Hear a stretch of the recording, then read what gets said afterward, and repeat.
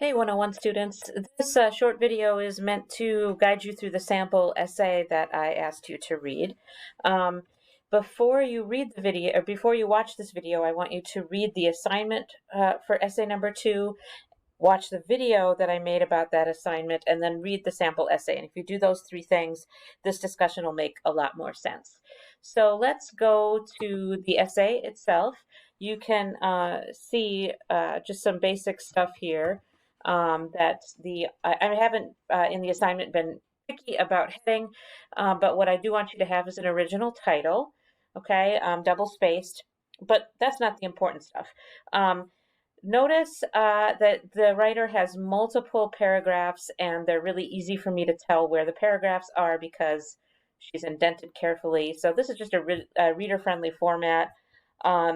There are, let's see how many paragraphs, three body paragraphs, but she's not using that seventh grade formula that you may have learned in this essay. I will argue that part 1, part 2, part 3. I don't want that kind of thesis for this essay.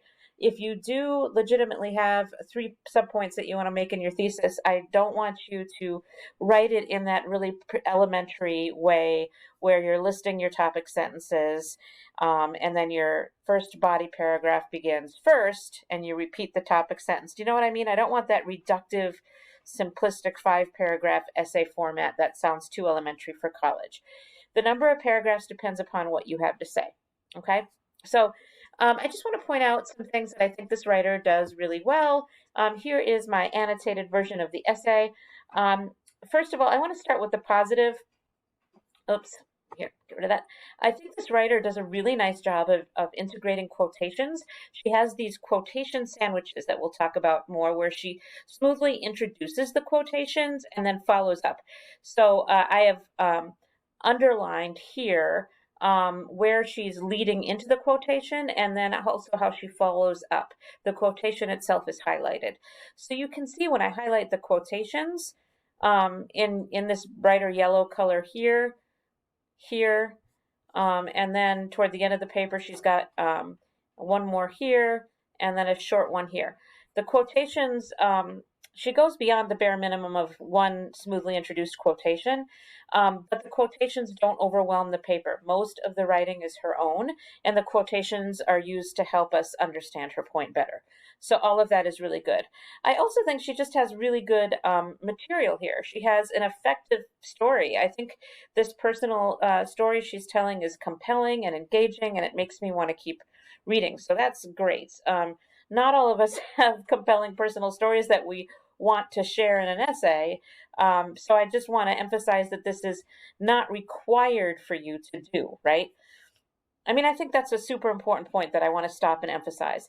This is not an essay format or type that I want you to imitate. I want you to do your own thing, and this essay is just one example of a successful response to the assignment out of many possible responses to the assignment. Okay? You've already read the essay, so we don't need to rehash the whole thing. I do want to talk, though, about a few opportunities where I think that this student could do even better.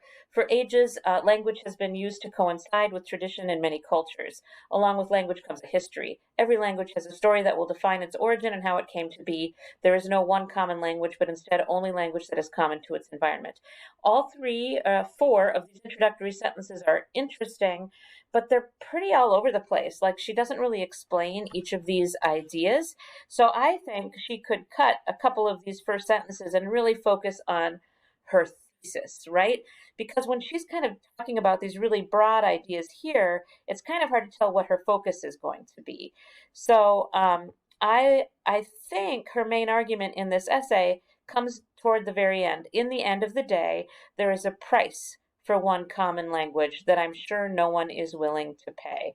I think that's a really cool idea, and she kind of touches on it in the conclusion too. I think it would be really great if she made her intro more focused on that idea of the price of a common language and what we might give up when we are striving for a common language. I just think that's a really cool idea. Okay? Some other areas where I think she could revise this essay. Jane Doe is not her real name, by the way, or Jane Smith. I think that here in this section, one day my grandmother set me down and expressed how disappointed she was that I'd not stood up for my background and language. She expressed the price that she had to pay. There's the idea of a price. On that day, I grew a profound respect for my heritage. I'd love to know more about these ideas. I think these are really powerful and compelling, and I think she could do more with those. Um, Similarly, in the conclusion, when she mentions all my languages, she hasn't really explained those. I think that would be a really cool idea to explain to readers as well. So, in short, I think this is overall a successful essay. I think that she could do more to identify the most powerful ideas in her essay and think about where readers might want more information and expand on those. Before we leave here, I want to go into the assignment and look at the rubric and think about how we would evaluate this essay using the rubric that we have. Okay, so here is the assignment for the essay.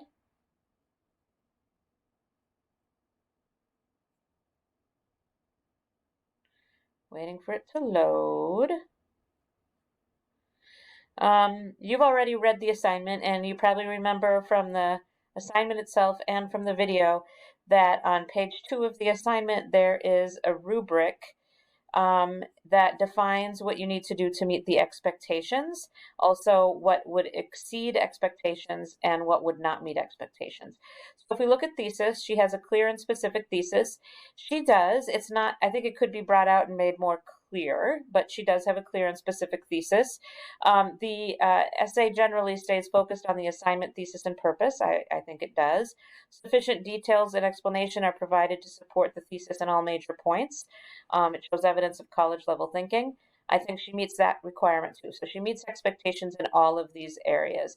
In fact, I would say in some areas there's some really effective and original details too. Okay. The opposing viewpoint thing doesn't really apply to your essay, to this particular kind of essay. Paragraph levels, I would say that she does a really good job of making sure her paragraphs are clear and focused. So I say she's somewhere in the meets or exceeds category there, and definitely the organization looks good too. She definitely meets the requirements for the assignment for source use. In fact, she exceeds them. She has smoothly and successfully integrated quotations. Both of these, the description of meeting expectations for putting writers' words in quotation marks and paraphrasing and summary. She does this correctly too. Little to no error. She does that correctly too using the guidelines in the syllabus, page 8. And in terms of sentence level conventions, she definitely has clear and understandable sentences. The choices that she made in terms of sentence structure and vocabulary and so on really fit the purpose of the audience. And she does definitely meet the length requirements. She would get full credit because she meets or exceeds all expectations for this assignment. Okay, so that's it. As always, invite you to email me if you have any more questions. And also, I encourage you to go post your own ideas for 5 bonus points in the discussions thread about the sample paper. Okay, I will talk to you in class or in discussions or via email. Take care.